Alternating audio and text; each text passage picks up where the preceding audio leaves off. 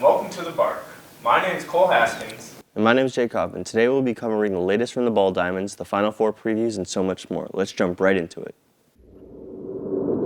The Butler Bulldogs baseball team will be traveling to Omaha this weekend to open Big East play in a 3-game series against the Creighton Blue Jays. After splitting the series 2-2 with IU, Butler enters Big East play with a 12-14 record. Most recently, the Dogs won at home before traveling to Bloomington and dropping the next two and winning the final game. A home run in the first game brought sophomore outfielder Jack Maroknik's total to 7 on the season. This is the second highest on the team, just behind freshman Cade Lewis at 8. Another key player for the Dogs so far this season has been Joey Urban. Joey had 6 hits across the series against IU, including a solo homer in the last game. Urban is entering his sophomore year after being named Big East Freshman of the Year last season. Butler will look to silence the doubters as the preseason poll predicted them to finish 7th in the 8-school conference. Butler's next opponents, Creighton, are coming into the series with an impressive 20-2 record. Creighton have been relying on Nolan Clifford, who just returned from injury. The infielder enters the game with a .532 average. Be sure to tune in to Flow Sports this weekend and cheer on the Bulldogs. The Butler softball team faced Seton Hall in a pivotal 3-game series in Big East action this past weekend. Let's take a look at how it went. In the opener, Butler battled Seton Hall in a tight contest but fell short in extra innings, losing 2-1. Paige Dorsett's solo home run gave Butler an early lead, but Seton Hall rallied late to secure the win. Game 2 saw Butler fighting hard, but ultimately Seton Hall's early lead proved insurmountable. Despite a late surge from Butler, highlighted by back-to-back squeeze plays, Seton Hall held on for a 6-3 victory. Butler came back strong in Game 3, dominating Seton Hall with a final score of 5-2. They showcased their offensive skills, scoring runs in the first 4 innings and shutting down Seton Hall's offense in the final frame. These games highlighted key player performances from Paige Dorsett's power hitting, Kaylee Gross's base stealing, and Katie Petron's pitching prowess were instrumental throughout the series. Despite the series loss, Butler showed resilience and determination. The following game against Dayton was canceled. This week, Butler will face off against DePaul in a Big East 3-game series. Now we will move to the MLB, where Ethan has us covered on the first week of MLB action. The 2024 MLB season is underway, and the first week has already been absolute chaos. Opening day kicked off last Thursday and was highlighted by last year's World Series champion Texas Rangers. After lifting their first championship banner into the rafters, Rangers catcher Jonah Heim reminded Cubs fans of why they are called the lovable losers. With the bases loaded, Heim hit a walk-off single in the 10th inning to secure his 4-3 victory. Heading north to the Big Apple, it only took a few hours into opening day for the benches to clear after Milwaukee Brewers first baseman Rhys Hoskins slid into New York Mets' Jeff McNeil at second base. The next day, things escalated after Mets pitcher Yohan Ramirez retaliated by throwing a pitch behind Hoskins, leading to his ejection. Hoskins would get the last laugh after crushing his first home run of the season and helping the Brew Crew sweep the Mets. Fast forward to Monday, where after the Houston Astros were swept by the New York Yankees, the Astros pitcher Ronel Blanco shocked the world by throwing a no-hitter against the Toronto Blue Jays. What made this night even sweeter was that this was the earliest recorded no-hitter in MLB history. This season is already off to a wild start, so make sure to tune in to the rest of the season to find out what sort of chaos will happen next. Back to you guys in the studio.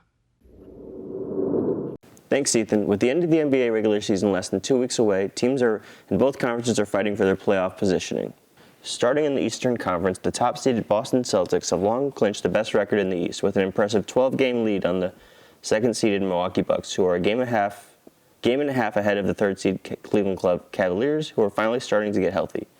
After that, though, the surprise fourth-seeded Orlando Magic and eighth-seeded Philadelphia 76ers are separated by just 3.5 games in the race to both escape the play-in and try to have home court advantage in a first-round series. If the season ended today, Tyrese Halliburton and the Indiana Pacers would host Joel Embiid and the Sixers, with the winners securing the 7th seed in the playoffs and the loser having to play the winner of the Bulls versus the Hawks for a chance at a date with Boston. The Magic and the Knicks would face off in the first round as well. However, the 6th-seeded Miami Heat are only half a game up on Indiana, with the teams set to play each other this Sunday with major ramifications on the line. Both teams are hot as well, with the Heat being winners of 3 in a row, and the Pacers 6-4 in the last 10 games after struggling mightily after the All-Star break, trying to make the playoffs for the first time since the 2020 season. In the Western Conference, the race is its tightest at the top. The number 1 seeded reigning champ Denver Nuggets, the 2nd seeded Minnesota Timberwolves, and the 3rd seeded Oklahoma City Thunder are separated by just 1 game to see who will get home court throughout the Western Conference playoffs. 2 of the biggest stars in the league in Steph Curry's Golden State Warriors and LeBron James' Lakers are all but locked into the dreaded 9-10 play-in game. And lastly, the 7th-seeded Sacramento Kings, led by Domantas Sabonis, and the 8th-seeded Phoenix Suns, led by Kevin Durant and Devin Booker, are just 1 game behind the resurgent 6th-seeded New Orleans Pelicans and the 5th-seeded Dallas Mavericks for the last 2 guaranteed playoff spots. The Western Conference playoffs are going to be an absolute bloodbath this year. With each passing game taking on increased importance, the end of the regular season will be fun to follow for sure. Heading back to college athletics, Isabel has us covered on what to expect in this year's men's and women's Final Four. March Madness comes to an end this weekend as the Final Four teams play for a chance at a national championship. The NCAA Men's Final Four takes place this Saturday in Arizona as teams play for a chance to enter the national championship game. Number 1 Purdue will play number 11 NC State in the first game of the evening. After getting knocked out of the tournament in the first round in 2023, Purdue is looking for revenge in their first appearance in the Final Four since 1980. They are led by 7'4" center Zach Edey, who averages 25 points per game for the Boilermakers and is one of the most dominant players in college basketball. Purdue will take on NC State, who beat Duke 76-64 last Sunday to secure a spot in the Final Four for the 4th time in program history. The Wolfpack previously won the 2024 ACC tournament to secure a spot in March Madness and has caused this tournament's biggest upsets as an 11 seed. NC State will have to play some great defense if they want to upset Purdue, and they have a chance to do that with 6'9" forward DJ Burns Jr., who had 29 points in their win against Duke. The Wolfpack will hope to continue their Cinderella story against one of the best teams in the nation. Moving on to the second Final Four game, number 1 UConn and number 4 Alabama will also play on Saturday. The UConn Huskies will be looking to continue their dominant streak after beating every team they have played in the tournament by double digits. The reigning champs will have to continue this trend to win a back-to-back national title as the frontrunner to win the tournament, chosen by more than a quarter of the nation. Alabama will be entering their first Final Four and are looking to reach their first ever NCAA Finals.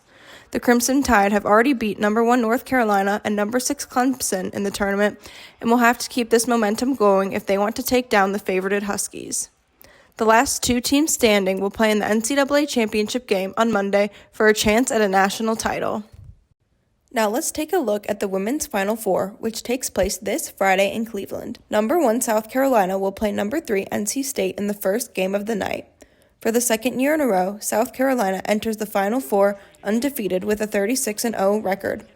Led by the second leading three-point shooter in the country, Tahina Paopao at 46.3% and 6'7" center Camila Cardoso with 14 points per game, the Gamecocks hope to win a national championship with an undefeated season.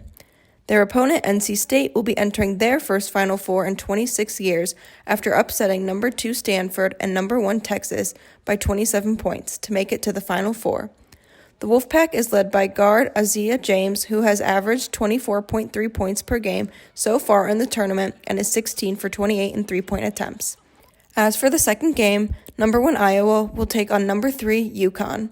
Iowa is looking to take home their first championship title, led by top WNBA prospect Caitlin Clark, who leads the all-time scoring list after a record-breaking senior year. She had 41 points and 12 assists against LSU in the Elite Eight and is averaging 29.3 points in the tournament, as well as leading the nation in scoring and assists. UConn will be entering their 23rd Final Four as they hope to add another championship. Led by Paige Beckers, who averages 22.3 points per game and 5.2 rebounds, the Huskies previously ended Iowa's Sweet 16 run in 2021 when she was just a freshman. UConn beat number 1 USC 80-73 to enter the Final Four and will be looking to take down another number 1 seed team. The winners of these games will face off in the Women's NCAA Championship on Sunday. Thanks, Isabel. Sticking on the topic of college basketball, we'll send it over to Jack, who has us covered on all things transfer portal. The Butler Bulldogs are coming off a solid 18-15 season where they made the postseason for the first time since 2019. While it wasn't the NCAA tournament, making the NIT is a great first step for a program that desperately needs to be turned around. Heading into the offseason, Butler needs to add a couple more pieces to the roster in order to compete at the top of the Big East. First, let's take a look at some of the players hitting the portal for the Dogs this upcoming season.